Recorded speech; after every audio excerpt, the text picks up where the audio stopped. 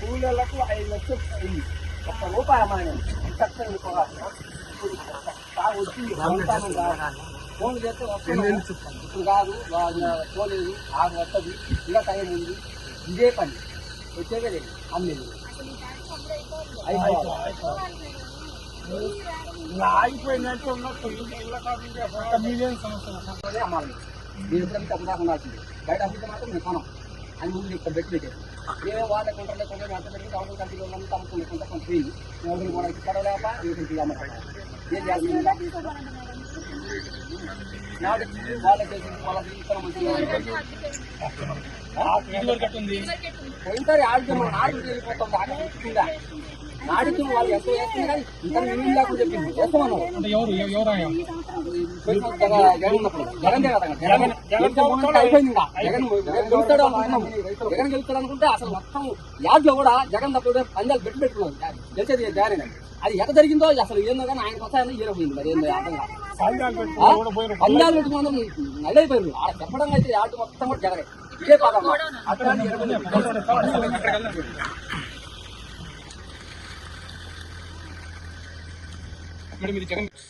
రైతులు డ్రై అయిపోతే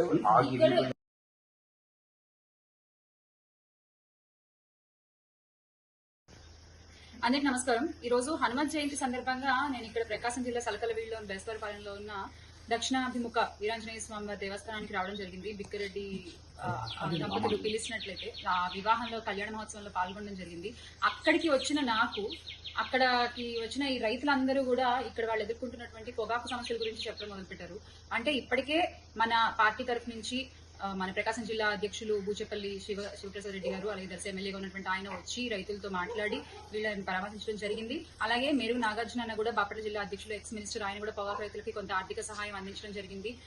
అంతేకాకుండా మార్కాపురం ఇన్ఛార్జ్ గా ఉన్నటువంటి అన్న రాంబాబు గారు ఆయన కూడా పొగాకు రైతుల కోసం పోరుబాట పట్టడం త్వరలో జరుగుతుంది. సో ఇలా వైఎస్ఆర్సీపీ ఎప్పుడు కూడా రైతులకి అండగానే ఉంటూ వచ్చింది. కానీ ఇప్పుడు ఇక్కడ వీళ్ళు ఎదుర్కొంటున్న సమస్యలు వింటూ ఉంటే కనుక నాకు చాలా బాధగా ఉందంటే గత ప్రభుత్వంలో 360 అలా అమ్మినటువంటి పొగాకు ఇప్పుడు కనీసం 240 కూడా ఎవరు కొనట్లేదు. అండ్ ఇక్కడ చూసినట్లయితే మొత్తం అంతా కట్టి పెట్టుకుని ఉన్నారు. ఇది ఒక్క రైతు ఒక్క గోడౌన్ లో ఉన్నటువంటి సరుకు.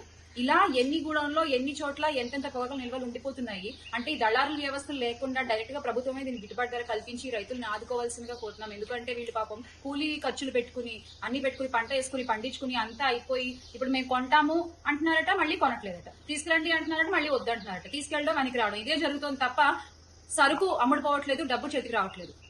ఒక రైతు వ్యధ ఇది. ఈ రోజు నేను ఇక్కడ స్వయంగా చూసి మాట్లాడుతున్నాను. ఇక్కడ ఇన్ఛార్జ్ ముందుగా నాగార్జున రెడ్డి గారికి కృతజ్ఞతలు చెప్పాలి నేను, ఎందుకంటే వారు కూడా చాలా అండగా నిలబడుతున్నారు రైతులకి. ఇక్కడ ఇంకొక నిమ్మకాయల రైతు కనిగిరి ఆయన కూడా చెప్తా ఉన్నారు. అంటే ఇప్పుడు కింద ప్రభుత్వం ఎంత మీరు అన్నారు 140 అమ్మారు, ఇప్పుడు కిలో 26 రూపాయలు అడుగుతున్నారు. అంటే అసలు ఎక్కడన్నా పొంతనుందా? ఇలా ఏ పంట తీసుకున్నా మిర్చి రైతులకు ఆల్రెడీ మనం చూసాం మనం ఎంత అన్యాయం చేశారు ఈ కూటమి ప్రభుత్వం. మరి ఇలా రైతుల్ని మీరు ఇలా అన్యాయం చేస్తూ ఉంటే 5 వేలు మన నోట్లోకి ఎలా పోతాయి? అసలు ఎలా?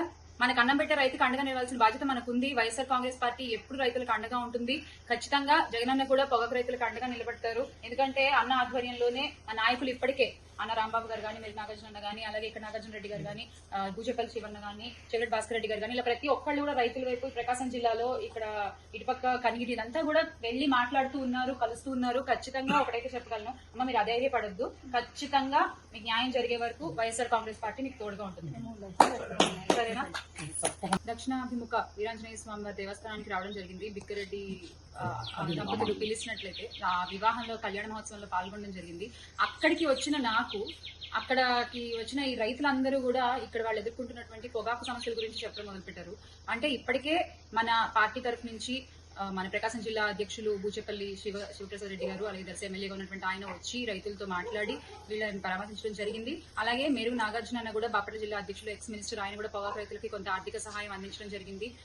అంతేకాకుండా మార్కాపురం ఇన్ఛార్జ్ గా ఉన్నటువంటి అన్న రాంబాబు గారు ఆయన కూడా పొగాకు రైతుల కోసం పోరుబాట పట్టడం త్వరలో జరుగుతుంది. సో ఇలా వైఎస్ఆర్సీపీ ఎప్పుడు కూడా రైతులకి అండగానే ఉంటూ వచ్చింది. కానీ ఇప్పుడు ఇక్కడ వీళ్ళు ఎదుర్కొంటున్న సమస్యలు వింటూ ఉంటే కనుక నాకు చాలా బాధగా ఉందంటే గత ప్రభుత్వంలో 360 అలా అమ్మినటువంటి పొగాకుని కొనుక్కొని ఇప్పుడు కనీసం 240 కూడా ఎవరు కొనట్లేదు. అండ్ ఇక్కడ చూసినట్లయితే మొత్తం అంతా కట్టి పెట్టుకుని ఉన్నారు. ఇది ఒక్క రైతు ఒక్క గోడౌన్ లో ఉన్నటువంటి సరుకు.